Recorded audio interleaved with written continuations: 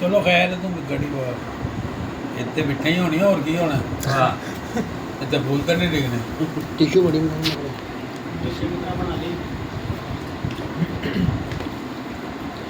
Body पै बिच बनाई जानी बॉडी पै बिच गल साहब ने कड़ियां पाइयां सोने ਆਹ ਖੁਰਮ ਭਾਈ ਨੇ ਸੋਨੇ ਦੀਆਂ ਕੜੀਆਂ ਪਾਈਆਂ ਕਬੂਤਰ ਨੂੰ ਦੱਸੋ ਉਹਨਾਂ ਦਾ ਪੁੱਤਰ ਜਿੱਤਿਆ ਤੁਸੀਂ ਹੁਣ ਦੱਸੋ ਇਹਦਾ ਪੁੱਤਰ ਭਾਈ ਚੈਂਪੀਅਨ ਹੋਇਆ।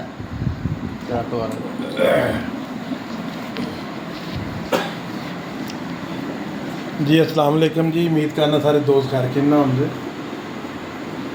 उस्ताद मतलब खुरम साहब को उड्या जी जरदका कबूतर लंबर मैं नहीं दसना ਇਹਦਾ ਪੱਠਾ ਉੱਡਿਆ ਕਦੀ ਘੱਟਦੀ ਸਾਂਝੀ ਤੇ ਉਹਨੂੰ ਸੋਨੇ ਦੀ ਝਾਂਜਰਾ 'ਚ ਮਤਲਬ ਖੁਰਮ ਸਾਹਿਬ ਨੂੰ ਮਿਲਿਆ ਸੀ ਇਨਾਮ, ਉਹ ਪਾਉਣ ਆਏ ਸਨ।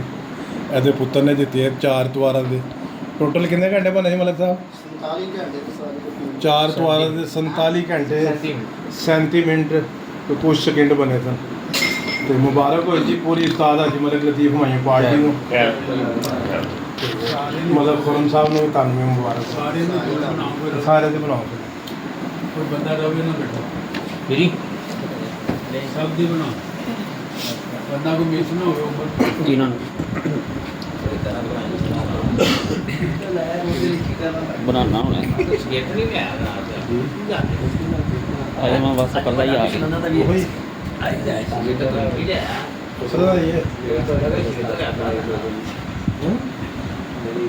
आ यार तेरा आ जा ਗਾਣਾ ਹੁੰਦਾ ਜਾ ਰਿਹਾ ਸਾਜ ਸਾਰਾ ਚਲਾਇਆ ਗਾਣਾ ਹੁੰਦਾ ਜਾ ਰਿਹਾ ਸਾਰਾ एंजी पल्ले काले हो गए लेते आगे बुलाओ यार ਪਿੱਛੇ ਪਿੱਛੇ ਜਾਂਦੇ हाल हो गई यार रोटी भी नहीं ਉਹ खाती ਭਾਈ ਉਹ ਨਾਰਾਜ਼ ਹੈ ਮਠਿਆਈ ਬੜੀ ਖਾ ਕਹਿੰਦੇ ਮੈਨੂੰ ਤੁਸੀਂ ਬੱਚਾ ਨਹੀਂ ਦੱਸ ਦੱਖਾ ਮੈਂ ਤੁਹਾਨੂੰ ਦੇ ਦਿੰਦੇ ਯਾਰ ਕਿਉਂ ਟੈਨਸ਼ਨ ਲੈ ਰਹੇ उस्ताद दिल्ली अलमारी वे कैमरा जरा